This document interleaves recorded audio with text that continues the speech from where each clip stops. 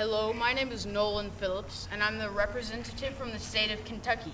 Now, this is the birthplace of the town I'm from, which is Lexington, which is the second largest city in Kentucky after Louisville. It's got about 300,000 inhabitants, and this is McConnell Springs, which is actually a nature park right now. It's a nature reserve. And McConnell Springs is so named because William McConnell, who was a pioneer and explorer, and his followers came here and made a settlement here because of the natural freshwater springs that are just over there. Now, there are many places you can see in Lexington, and there are many things you can do in the Bluegrass region, which is the region of Kentucky where Lexington is, kind of central northern Kentucky. And so if you wanted to come to central Kentucky, you could see Ashland, which is very interesting. It's the estate of prominent Kentucky statesman Henry Clay, who lived here in the early 1800s. And you would also be able to see some horse farms where a lot of thoroughbreds and a lot of Kentucky Derby winners, of course the Kentucky Derby is actually held in Louisville, but a lot of Kentucky Derby winners are from Lexington because Lexington is considered the horse capital of the world, and it's where an enormous amount of thoroughbreds are bred. So there's also a fairly famous racetrack here called Keeneland, so you can see a race there.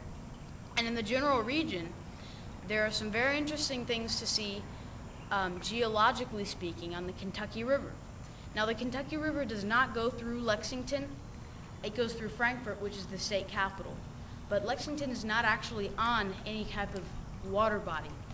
The vast majority of the bedrock here is made of limestone.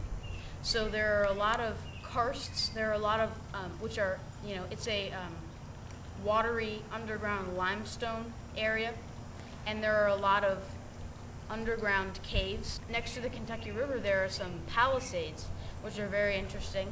They're like steep, very steep, sometimes sheer cliffs that are carved out by the river.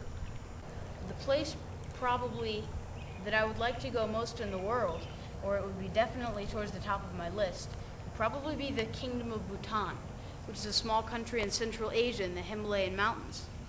And Bhutan has had virtually no exposure to the modern world for a long time. And in the modern day, with the influx of computers and the internet and cell phones and TV and modern devices, the government and the people are trying to retain a lot of their cultural heritage, and they're trying to preserve their cultural heritage, and they have this thing called the Gross National Happiness Survey, which is a survey just to see how things are going in the country.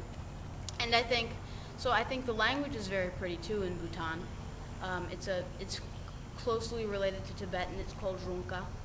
And I also believe that Bhutan has some of the most beautiful natural sights in the world, as it's right at the foothills of the Himalayan mountains. So there are a lot of beautiful things relating to the Himalayas and valleys and mountain valleys.